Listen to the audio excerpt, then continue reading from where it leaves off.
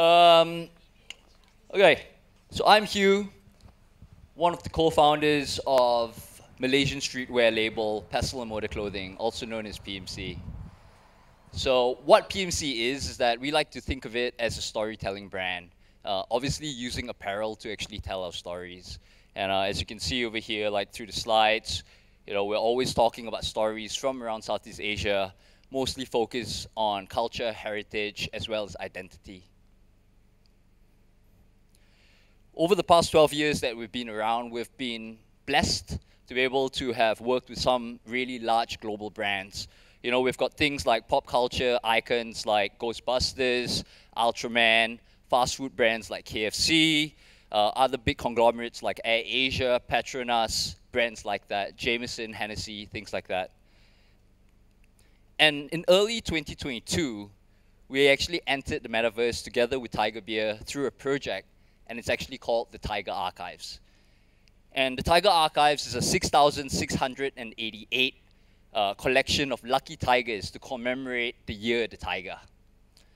We're very fortunate. The collection itself sold out just under 12 minutes, and we managed to raise something like $1 million. And the reason I'm actually standing here today in front of all of you guys is that I want to be able to share with you my experience. First up, the why. Second of all, as well, is the what, the how, and most importantly, the wins, as well as the learnings. So let's start. Okay, let's start off first with the why. I think first up, NFTs, when I stumbled across it, it is actually really similar to streetwear.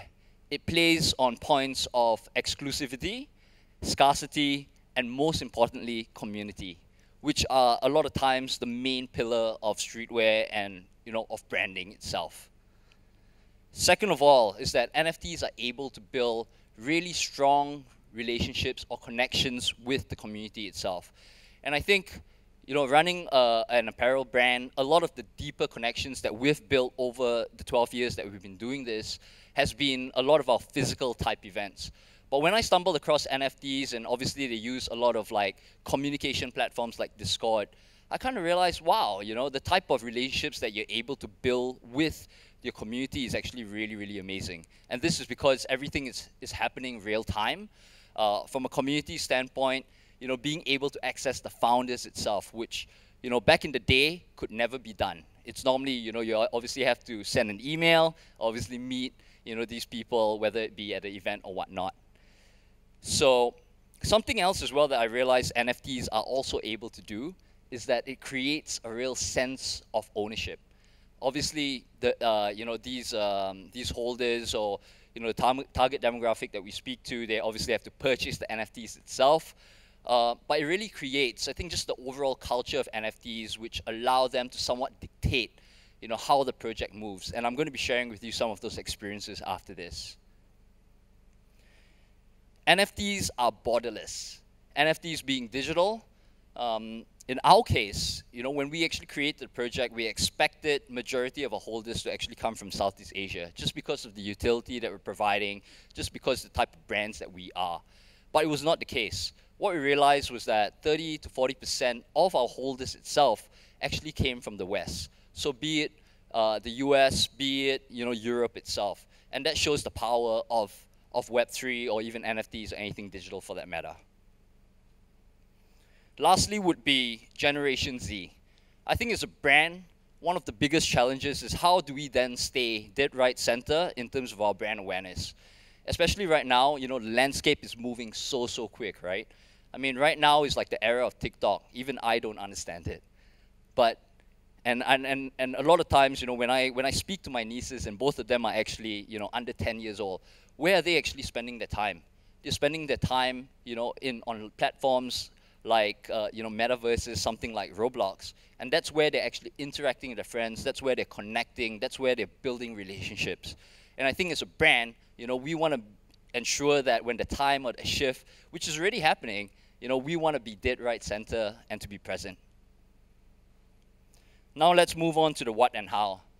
So as you could see, I'm a pretty visual person from a creative background, architect by trade. And I kind of thought a good way to really explain what the Tiger Archives is actually through a video. So could we just play that video real quick?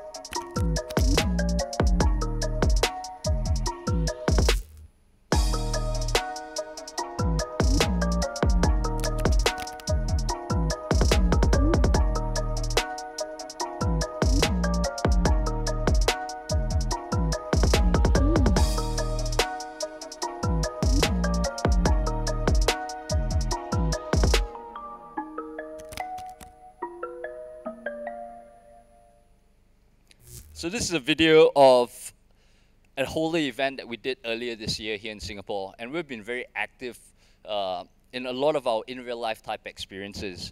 And we've been doing it, like I showed before, you know, all the way to places like Los Angeles. Even recently, we also showcased our project at NFT NYC together with like Prakash and the rest of the Engine Starter crew. But ideally, a lot of times is that we want to be able to use this platform to onboard new people into the space. It's all about education. So besides that whole community building where, you know, obviously the holders come together, they get to meet each other, they get to meet the founders, they get to meet the team as well. There's also that other side of it where it's education. And for the education part, you know, we're obviously always featuring, similar to an event like this, different people within the space and sort of showcasing their experiences. And lastly would be obviously getting, you know, our product into the hands of the holders. So, you know, at these events as well, like Tiger Beers on Free Flow, you know, we're constantly marketing the PMC brand, things like that, to create like more brand awareness. Something that I'm extremely proud of is this program that we created, and it's actually called the Tiger Cheers program. So what the Tiger Cheers program is actually a monthly beer redemption program. So as an NFT holder, you get access to 2 beers every month, and you guys can do the math, right? That's 24 beers for the entire year. And I think this was obviously done, this was engineered by design. Reason being, we knew that, you know, prior to the Tiger archives, majority of our community were all non-crypto native. So how then do you onboard people into the space, right? I think that process of downloading a MetaMask, that process of buying cryptocurrency can always be very daunting.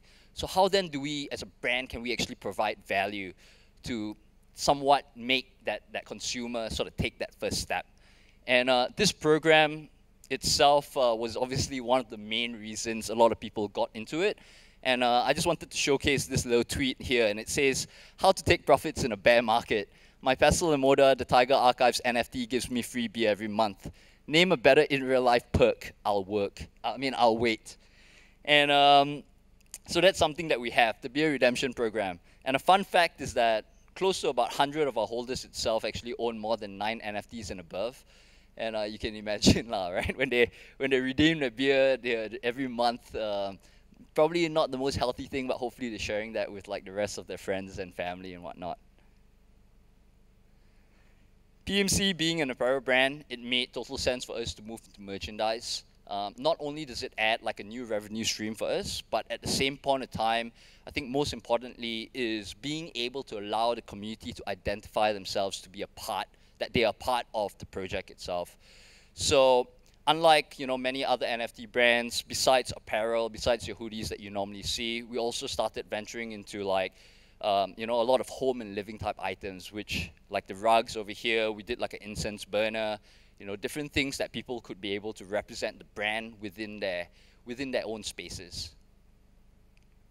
Something that is extremely dear to our heart is that, you know, for us at Tiger, for us at PMC and at Tiger as well, is that we created this fund. And this fund is actually called the Tiger Uncaged Fund. And what we actually did is that we allocated about 100 ETH from our proceeds to be able to support up-and-coming Southeast Asian artists. So we recently launched phase 1, which is the photo that you see over here, where 4 of these different personalities walked away with 50,000 ringgit grants to be able to create projects of their dreams. A big part of this is that a lot of these artists as well are all non-crypto native. Some of them obviously have started dabbling into it, but we want to be able to be that platform, to be able to educate, to be able to bring them, on board this journey that we have found so fulfilling. We actually have like phase 2, which is up and coming, and that's going to be happening next month. And a lot of it, we spoke about, like I mentioned, about a sense of ownership for the community itself. In terms of the winners, it's actually all dictated by the community itself. So voting is all done by them through a series of different selection criteria and voting mechanisms. Okay, I'm going to touch a little bit on the wins. First up would be, how do we, through the project, we really feel that, we've been able to create or to make Tiger the top of mind brand amongst the community itself. And I want to direct you guys to this sort of Discord message from one of our holders as well. And it says, now wherever I go, my ego always pushes me to order a Tiger if it's on the menu. All these photos that you see here today has all been user generated by the community itself. We created this platform called Tiger Time, and the whole idea with Tiger Time, it was actually for the community itself to actually share moments that they were enjoying Tiger. So, and a lot of these photos don't only come from Southeast Asia, but from as far as Vancouver, as well as from Sweden. And the experiences that, I've got to learn from this, like we had people all the way in Sweden saying like, hey Hugh, how am I going to get my hands on a Tiger? And we got them to, visit the Asian mart, and people were buying these Tiger beers just to want to be a part of the community. So it's actually quite powerful. And I think one thing which also really intrigues me was that photo of like the carton of beer. So it even shows, right, that when these the holders, they're walking, whether it be in a supermarket or whatnot, and they're thinking about beer, I think their choice is always going to be Tiger. Something that I can dive in a little bit deeper in terms of stats is more from a PMC standpoint, just because I have direct access to those numbers. And what I have over here is that ever since we did the project, we've seen a 50% increase in our international sessions on our web store. So 2021 versus 2022, which is in navy blue, you can see that, it's definitely trending a lot higher compared to the year before. I think I mentioned just now as well is that this is obviously because of, the people that we're speaking to, right? A lot of them also are coming from the US. A lot of them are coming from Europe. We got some from Australia, obviously Southeast Asia itself. Philippines, Indonesia, these were the kind of people that we were able to reach. We speak about media. I think media is obviously a very powerful tool and what a lot of brands somewhat look for. I think NFTs in general obviously is a hot trending topic. People like that, but NFTs in Southeast Asia, I think that really raises the bar. And these are some of the headlines, what different media companies were saying about our project. It's obviously, nice to get that additional brand awareness. Our learnings. I think first up, many of you guys who already dabbled in this space would understand speed is key. And I think for a lot of, brands, Web2 brands especially, it's all about, the decision-making process is always very, can at points of times actually take a long time. But within the Web3 space, days are hours, weeks are days, and months are weeks. So, and I can share with you an experience. When we sold out the collection, and this was actually during Chinese New Year earlier this year, I still remember it was the first day of Chinese New Year, we actually did the reveal. And obviously the team had been working very tirelessly for the past like 6 months, and the outcome was obviously really good. So I decided to give the team some time off, and so all of them took a break. And I still remember that night, maybe when the US market was, just waking up, they were like, "Hey, what's going on? We haven't heard anything from like, the project itself. Is this like a rug pull? Is this a scam?" And so what we actually had to do is also, try to cover all the different time zones, and by having like different community moderators that took care of the European time zone, and then, whilst Asia was asleep, and then after that, US taking on from Europe when they actually went to sleep. So speed is key. Second of all is I've actually included this roadmap, which is obviously from Bored Ape Yacht Club. And I really like what they did because even though I think mainly first is that they've got a very clear direction where what the end goal is going to look like. For example, you know, the thing where they say like the DAO, you know, the BAYC ecosystem, and obviously that's like the long-term vision. At the same point of time, they provided other smaller milestones like, you know, SandBox Miami 2035, where, you know, the details are there.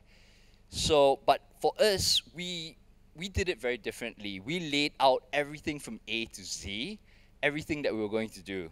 And I think being in this space is all about being very fluid.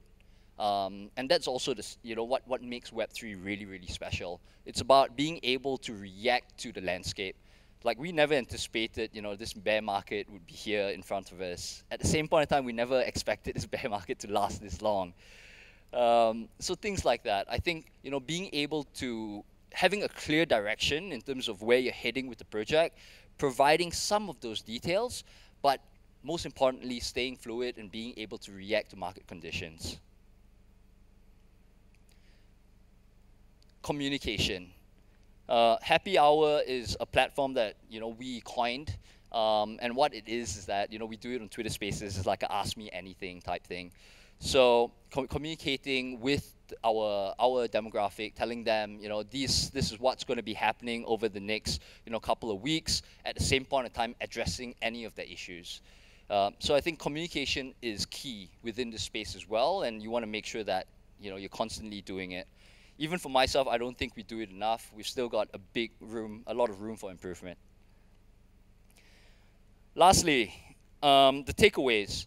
So if I was to break it down, if anything, if I want you guys to walk away with something, I want you guys to walk away with 4 things. I think first up is that NFTs, you know, Web3, Metaverse is definitely the future. You know, as a brand, if you want to stay relevant, I think, you know, it's important to embrace it. I was just talking to a friend out there just now, and he just said, you know, I'm here just to learn more about it. I think the idea here is not to rush it, but to understand, you know, try to understand it and work towards it. So I would say that's the first thing. You know, second of all is that NFT projects require a lot of time. I think having that team in place is going to be crucial. So thinking about that from the very get-go will help you a lot. Thirdly would be communication. You know, communication, like I said in my last slide as well, you can never communicate enough. And even I feel like, you know, we've not been doing it enough, and that's something that we want to be able to continue to build and continue to drive up. And then most importantly is about value. I guess asking yourself that question of what value are you going to be adding to your community, right? A lot of times, you know, in Malaysia, we've got this term, it's called shock sendiri, where it's like, you know, you shock yourself, like, oh, I've got this great idea, great big idea, it's going to be amazing, everyone's going to resonate with it. But I think really going on ground, understanding what is going to make your customer tick or your potential customer tick is going to be key. So until you're able to nail that, and from there, you know, if you want longevity in your project and sustainability as well, it's all about providing that value to your community. Lastly, if you ever want to connect, I mean, we've always got a lot of great ideas, and, you know, we've been working with a lot of great brands, and we're constantly looking for new brands to work with. So if you ever want to, you know, touch base, say hi, share any of your ideas, maybe, you know, get some of my feedback on things, I'm all ears. So you can connect with me on my social media platforms here. Besides that, just want to say thank you, Engine Starter. Thank you, All That Matters, for having me, and thank you so much for spending your time with me this morning. Appreciate it. Thank you.